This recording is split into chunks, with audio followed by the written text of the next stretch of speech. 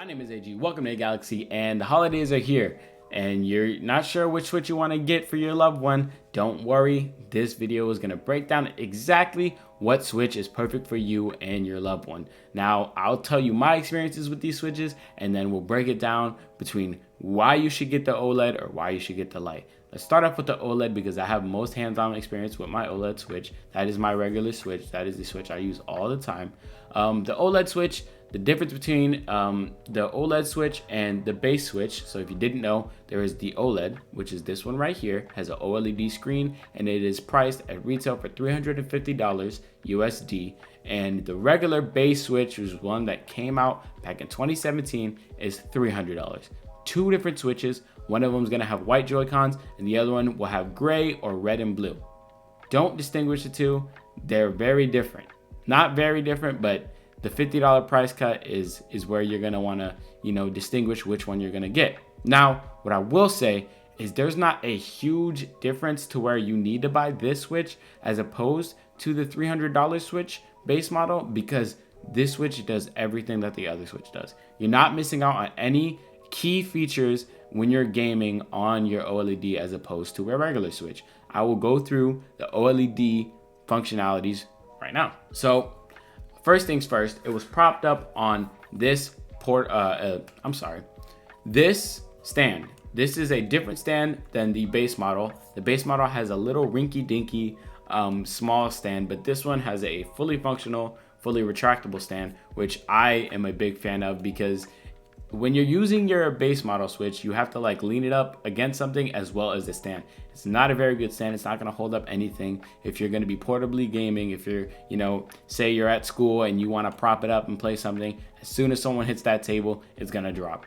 This is a great addition to that, but also it's not it's not something you're key missing on, because you got stand holders that you can always buy. You've got some cases that'll prop up even better than this one, so it's not anything you're crazy missing out on. The big feature of this Switch as opposed to the base model Switch is the OLED screen, which I can show you. You can see this screen is very, very vibrant, and that is because it's an OLED Switch. OLED screen, my bad, I apologize. And the difference between this and the base model is the borders. As you can see, there is little to no border on this screen, as opposed to, I don't have a regular Switch right now, it's in the other room, but the regular Switch, it has pretty thick borders, but it's nothing that it makes your game unplayable. It is just fine for the experience, but for those advanced gamers that are just I can't play with this screen, then this is probably something you would want to go with. And with the dock, the difference between this dock and the stock Switch dock is this dock has an Ethernet cable. So all you internet Splatoon 3 players, you're probably going to want to sought after this one, because it better connectivity when you're gaming online. Now I will go through the differences between that Switch and this Switch. This is the Switch Lite. This one is retail for $200 USD. And the main difference between that Switch and this Switch is the dock mode.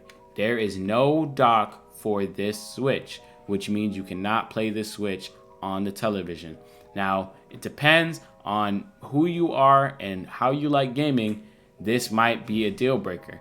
If you want to game on your television, you must go with this or the stock Switch, because there is no way you are going to portray or display this on your TV. It's not possible. So this is mostly in the direction of children, but adults can use this too. It's $200. If you're not a huge gamer and there are some casual games you want to play, say Mario Kart, say Super Smash Brothers, just any Mario game, or just something that I want to get into gaming, this is the cheapest option you're gonna get. And cheap, I don't mean that in a bad way. This is a great deal for a portable game in 2022. This came out in 2019, and it was a great price then. It's a great price now. This does everything that a normal Switch does besides dock on a TV. Now, this is what the screen looks like. I'll show you the comparison to this screen right quick. Please forgive the glare. But as you can see, this one right here, it's a little dull. But this one, the one on the bottom, as you can see, it is very much brighter and the colors are popping more, but it's not really that big a deal, honestly. I've gamed on both of these for a long time. I've had regular Switch since it came out. The year it came out, 2017. And then I had this Switch since it dropped as well in 2019. I've played on both and I've had no issues with either Switches. The only issue I've ever had was Joy-Con drift, which everyone had an issue with. And that's another thing with this one. These are called Joy-Cons. If you don't know, I know. Some people don't know, so that's okay.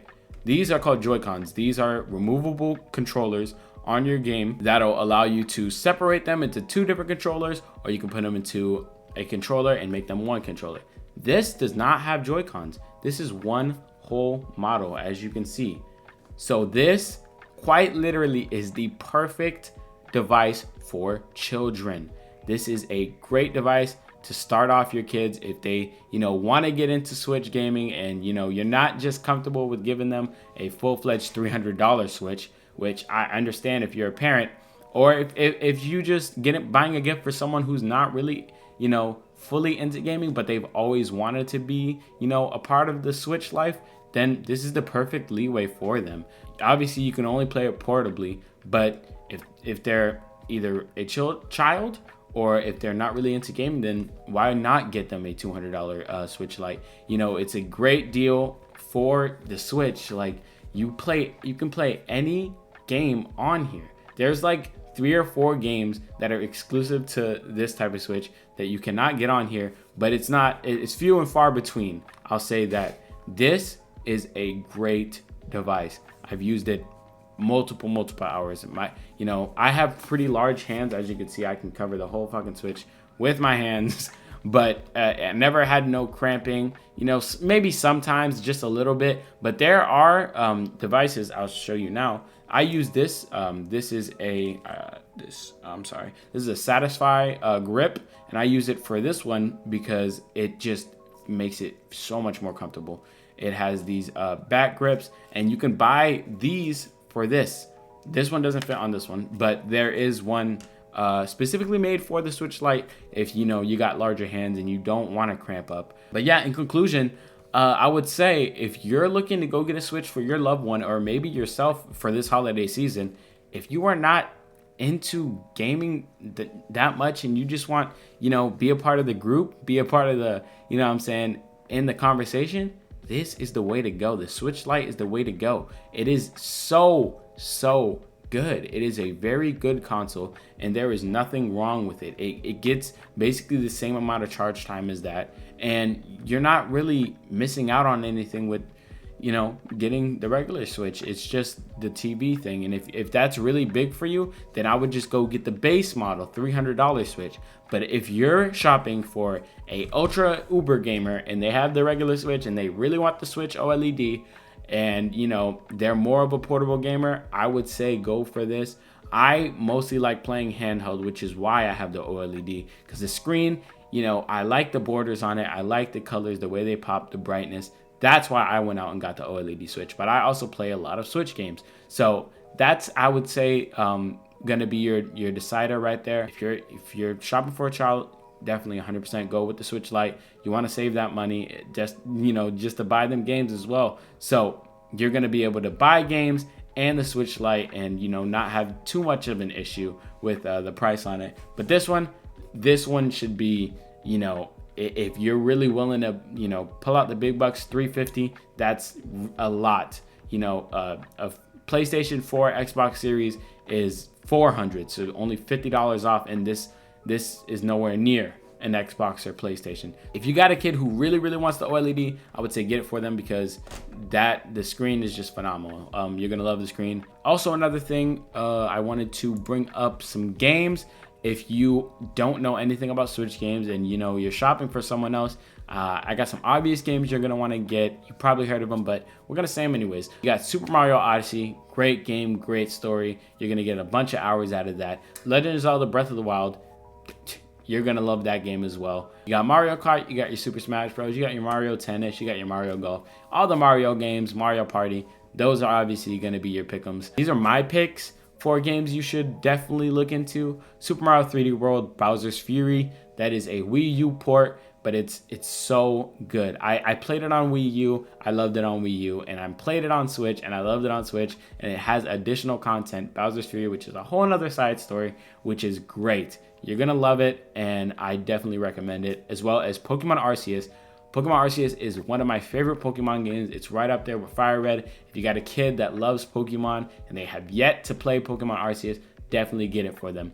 It is much more challenging than a regular Pokemon game. I wouldn't say challenging, but it's much more, I would say, satisfying, because you got a new crafting system, you got new stealth mode. Like, it is just so much greatness packed into one, and I think that was like one of the greatest Pokemons they ever made. Kirby and the Forgotten Land, a great game for kids. You can also play multiplayer with that. It's gonna get you about 20 hours, and it's not too difficult of a game. It's very fun, you know, very linear, as well as Luigi's Mansion 3. If you got a kid that loves puzzle games, strategy, they're gonna love this game. Now, the games I would say to avoid: any Pokemon not named Arceus and Let's Go Eevee/Pikachu. Let's Go Eevee and Pikachu were one of my favorites as well. But Sword and Shield, did not like. I played through the whole thing, and I was gritting my teeth the whole time. Do not get Sword and Shield for your child or your loved one, because, you know, that's just basically saying that you hate them.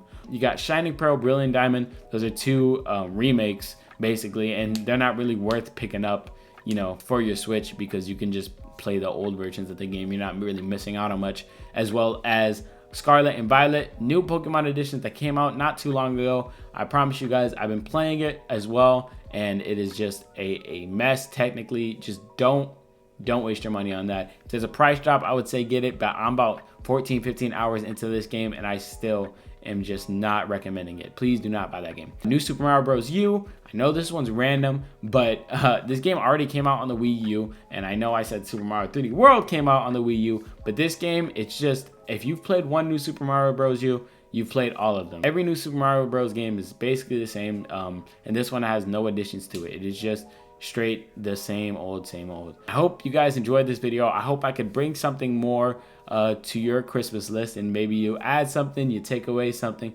but that is everything, you know, giving y'all my knowledge, and I hope I could help you guys deciding on whether or not to get a Switch for your loved one. Thank you guys so much for watching, and I'll see you guys next time. Good.